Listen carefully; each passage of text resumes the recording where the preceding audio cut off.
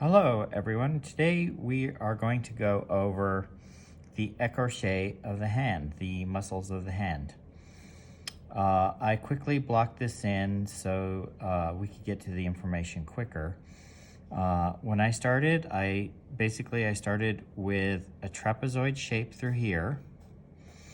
I followed the proportions we talked about in one of our previous sessions on the hand, which is basically the palm portion of the hand, which includes the carpals and the metacarpals, is 1/2 from the top of the scaphoid bone to the bottom here of the first metacarpal, that's the first half, and then the distance of the phalanges, which is the proximal, medial, and distal phalange of the middle finger, is the second half.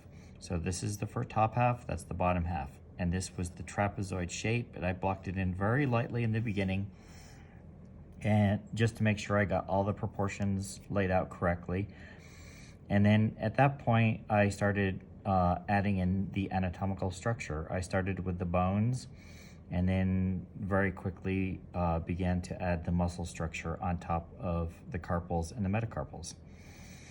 So, in a quick overview here, just to give you a little sense of the muscles and the tendons and the ligaments and the underlying structure, let's just go over this quickly.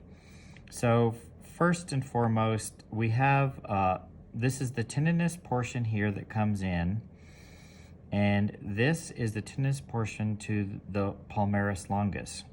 It's important to note that most of these muscles and tendons that come through here are from the flexor groups.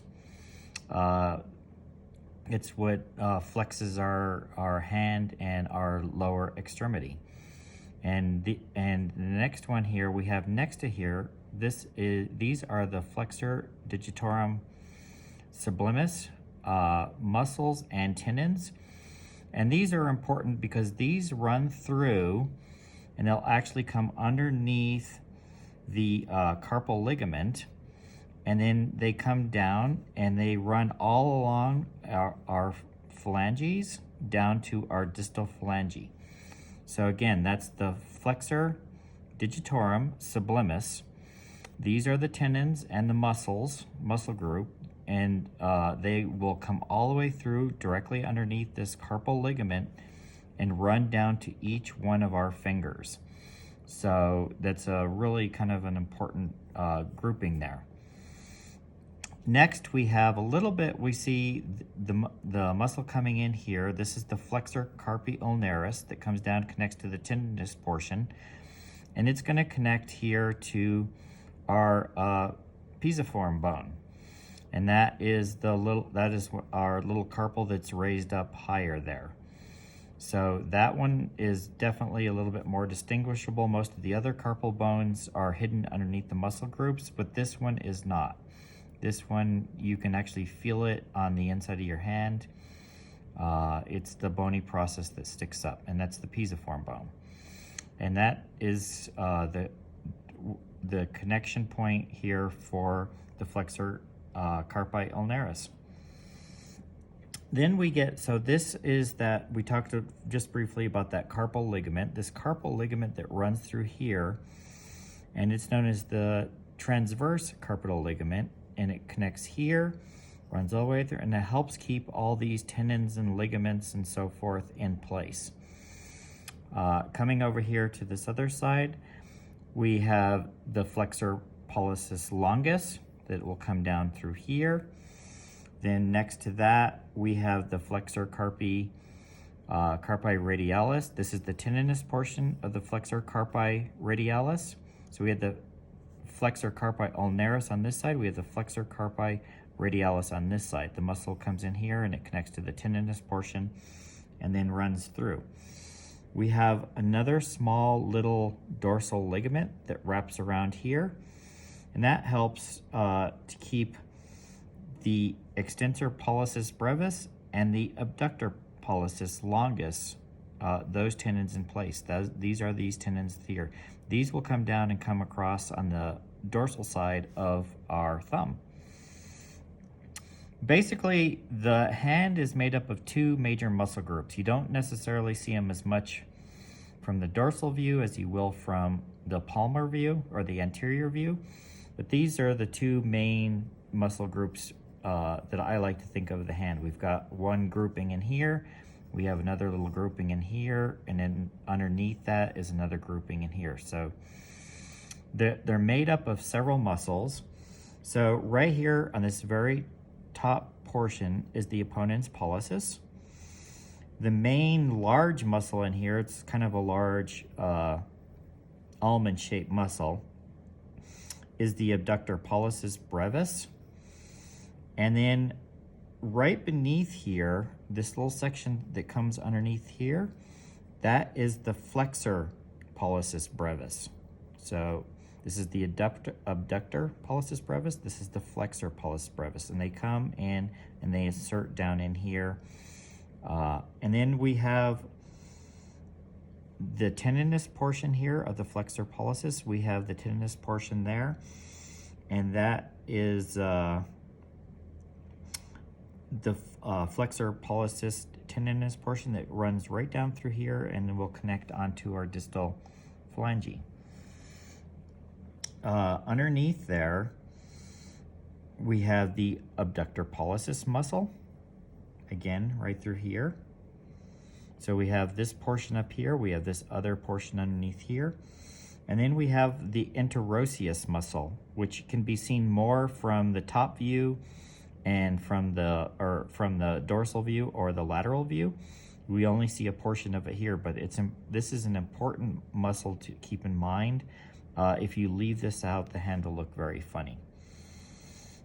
Then we have these little muscles that come through here and wrap around the fingers. You can see it coming right through here, comes right through here, wraps around the finger, and it comes right through here and wraps around that shape in here.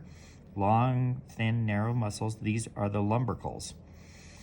And they all will come out of this center portion here. And we also, so remember these flexor digitorum tendons that come through? These are the tendons that come through here, and they will come all the way down and insert into the distal portion of our phalange. Let's show that little connection there. And remember, these started all up in here and came down. So this is one tendon that comes through here. This is the other tendon, and this one, and this one. So there's all of those originate up further up into the arm, and the whole lower extremity of the upper arm, lower portion of the upper extremity, excuse me, are all connected in that capacity. Then we have this other fairly large muscle here, and that is the palmaris brevis. And then we have a series of 3 smaller muscles that make up this group. The first one is the opponens digiti quinti. Then right next to it is the flexor digiti quinti. And then the last one here is the abductor digiti quinti. So there's 3 muscles that make up this group. You can kind of see them as one, but they're divided into 3 different muscles. So the first one's the opponens digiti. The second one here is the flexor digiti, and then lastly we have the abductor digiti quinti. So those are all muscles in the quinti group. And this was, again, the palmaris brevis. And on the other side here, this large muscle grouping here was the abductor brevis. The opponens pollicis ran just, you see a little tiny bit of it here on the top portion here, and it comes down. And then again, let's not make sure that you don't forget to include the interosseous muscle in here when you're drawing the hand from this view. Basically, this bottom section here, when we get to the phalanges, there's mostly just the bone and skin and fatty portions that run across this. So if you have a good understanding of the osteology of the bones of the fingers, it makes it much easier for you to draw the fingers with the flesh over it. Again, we have here, so these are the phalanges. This section that we see, the top portion coming under here in our palm, would be the metacarpals.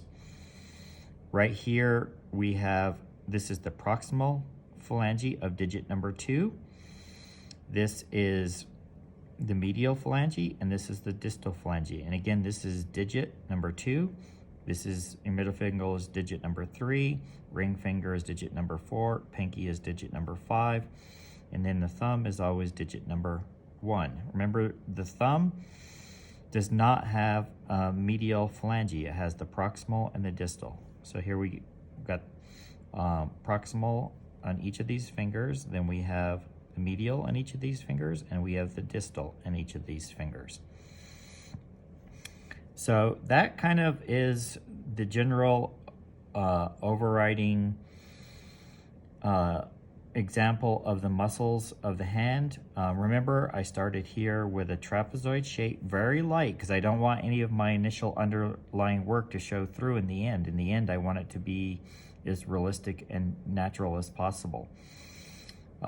Key things to remember is that this section here, this flexor digitorum sublimis tendons and muscles all run through here and connect to each of the fingers. The main largest tendon that we can see on our hand, if we kind of flex our wrist back, is the palmaris longus. Then we have the flexor carpi ulnaris on one side, the flexor carpi radialis on the other side. And we have this transverse carpal ligament that holds all of this in place, keeps it all together.